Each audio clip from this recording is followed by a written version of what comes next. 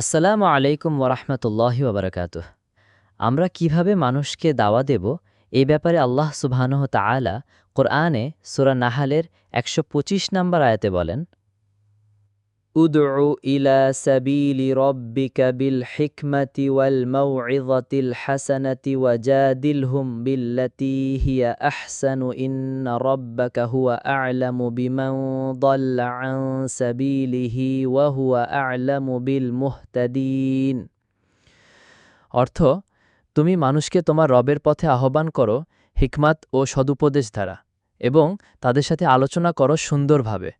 তোমার রব ভালো করেই জানেন কে তার পথ ছেড়ে বিপদগামী এবং কে সৎ পথে আছে। এর শাব্দিক অর্থ ডাকা, আমন্ত্রণ জানানো, আহ্বান করা। নবীগণের সর্বপ্রথম কর্তব্য হচ্ছে মানবজাতিকে আল্লাহের দিকে আহ্বান করা। এরপর নবী ও রাসূলগণের সমস্ত শিক্ষা হচ্ছে এ দাওয়াতেরই ব্যাখ্যা। কোরআনুল কারিমে রাসূলুল্লাহ সাল্লাল্লাহু আলাইহি ওয়াসাল্লামের বিশেষ পদবি হচ্ছে আল্লাহের দিকে আহ্বানকারী হওয়া। এক আয়াতে এ ব্যাপারে বলা হয়েছে, ওয়াদাঈয়ান ইলাল্লাহি বিইযনিহি ওয়া সিরাজাম মুনীরা, এবং অন্য এক আয়াতে আরও বলা হয়েছে, ইয়া কওমানা আজিবু দাঈয়াল্লাহি। রাসূলুল্লাহ সাল্লাল্লাহু আলাইহি ওয়াসাল্লামের পদাঙ্ক অনুসরণ করে আল্লাহের দিকে দাওয়াত দেয়া উম্মতের উপরও ফরজ করা হয়েছে। কুরআনুল কারিমে এ সম্বন্ধে বলা হয়েছে, ওয়ালতাকুম মিনকুম উম্মাতুন ইয়াদউনা ইলাল খাইরি ওয়া ইয়া'মুরুনা বিল মা'রুফি ওয়া ইয়ানহাউনা আনিল মুনকার। অর্থাৎ, তোমাদের মধ্যে একটি দল এমন থাকা উচিত যারা মানুষকে কল্যাণের প্রতি দাওয়াত দেবে, অর্থাৎ সৎ কাজের আদেশ করবে এবং অসৎ কাজে নিষেধ করবে। আলে ইমরানের ১০৪ নম্বর আয়াতে। এরপরে আরেক আয়াতে আছে, ওয়ামান আহসানু কওলাম মিম্মান দাআ ইলাল্লাহি। অর্থাৎ, কথাবার্তার দিক দিয়ে সেই ব্যক্তি চেয়ে উত্তম কে হবে যে আল্লাহর দিকে দাওয়াত দেয়। ফুসসিলাতে ৩৩ নম্বর আয়াত। ২ নম্বর, হিকমাত শব্দটি কোরআনুল করিমে অনেক অর্থে ব্যবহৃত হয়েছে। এ স্থলে কোনো কোনো মুফাসসির হিকমাতের অর্থ নিয়েছেন কোরআন, কেউ কেউ বলেছেন কোরআন ও সুন্নাহ, আবার কেউ কেউ অকাট্য যুক্তি প্রমাণে স্থির করেছেন ফাথুল কাদির। আবার কোনো কোনো মুফাসসিরের মতে বিশুদ্ধ ও মজবুত সহি কথাকে হিকমত বলা হয় ফাথুল কাদির। ৩ নম্বর, ওয়াল মাউইযাতিল হাসানাতি ওয়া'যুন মাউইযাতুন এর আভিধানিক অর্থ হচ্ছে কোনো শুভেচ্ছামূলক কথা এমনভাবে বলা যাতে প্রতিপক্ষের মন তা কবুল করার জন্য নরম হয়ে যায়। ফাথুল কাদির। উদাহরণস্বরূপ, তার কাছে কবুল করার সওয়াব ও উপকারিতা এবং কবুল না করার শাস্তি এবং অপকারিতা বর্ণনা করো। ইবনে কাসির।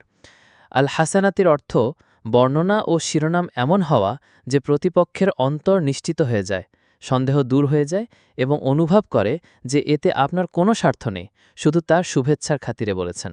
মাউইযাতুন শব্দ দ্বারা শুভেচ্ছামূলক কথা কার্যকর ভঙ্গিতে বলার বিষয়টি ফুটে উঠেছিল, কিন্তু শুভেচ্ছামূলক কথা মাঝে মাঝে মর্মবিদারক ভঙ্গিতে কিংবা এমনভাবে বলা হয় যে প্রতিপক্ষ অপমান বোধ করে। এই প্রস্তাব পরিত্যাগ করার জন্য হাসানাতি শব্দটি সংযুক্ত করা হয়েছে। অর্থাৎ, দাওয়াত দেবার সময় দুটি জিনিসের দিকে নজর রাখতে হবে: ১ প্রজ্ঞা ও বুদ্ধিমত্তা, এবং ২ সদুপদেশ। এ দুটিই মূলত দাওয়াতের পদ্ধতি, কিন্তু কখনো কখনো দায়ীর বিপক্ষকে যুক্তি তর্কে নামাতে হয়, তাই কিভাবে সেটা করতে হবে তাও জানিয়ে দেওয়া হচ্ছে। ফাথুল কাদির। ৪ নম্বর, ওয়াজাদিলহুম বিল্লাতী হিয়া আহসানু।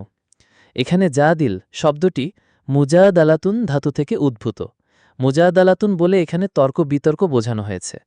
বিল্লাতী হিয়া আহসানুর অর্থ এই যে, যদি দাওয়াতের কাজে কোথাও তর্ক বিতর্কের প্রয়োজন দেখা দেয়, তবে তর্ক বিতর্ক উত্তম পন্থায় হওয়া দরকার। উত্তম পন্থার মানে হচ্ছে যে কথাবার্তায় নম্রতা ও কোমলীয়তা অবলম্বন করতে হবে। ইবনে কাসির এবং ফাথুল কাদিরও বলেছেন, এমন যুক্তি প্রমাণ পেশ করতে হবে যা প্রতিপক্ষ বুঝতে সক্ষম হয়। কোরআনুল কারিমের অন্যান্য আয়াত সাক্ষ্য দেয় যে উত্তম পন্থায় তর্কবিতর্ক শুধু মুসলিমদের সাথেই সম্পর্কযুক্ত নয়, বরং আহলে কিতাব সম্পর্কে বিশেষভাবে কোরআন বলে, ওয়ালা তুজাদিলু আহলাল কিতাবি ইল্লা বিল্লাতী হিয়া আহসানু। অন্য আরেক আয়াতে মুসা ও হারুন আলাইহিমাসসালামকে ফাকুল লাহু কওলাল লাইয়িনান নির্দেশ দিয়ে আরও বলা হয়েছে যে ফেরাউনের মতো অবাধ্য কাফেরের সাথেও নম্র আচরণ করা উচিত। এখানে ইসলাম প্রচার ও তাবলিগের মূলনীতি বর্ণিত হয়েছে, অর্থাৎ তা হবে হিকমাত, সদুপদেশ ও নম্রতার ওপর ভিত্তিশীল, এবং আলোচনার সময় সদ্ভাব বজায় রাখা কঠোরতা পরিহার করা এবং নম্রতার পথ অবলম্বন করা বাঞ্ছনীয়। অর্থাৎ তার কাজ উল্লেখিত নীতি অনুসারে উপদেশ ও প্রচার করা, হিদায়েতের রাস্তায় পরিচালিত করা আল্লাহর আয়ত্তাধীন, আর তিনিই জানেন যে কে হিদায়েত গ্রহণকারী আর কে তা গ্রহণকারী নয়। ভিডিওটি ভালো লাগলে শেয়ার করে অন্য ভাইকে দেখার সুযোগ করে দিন।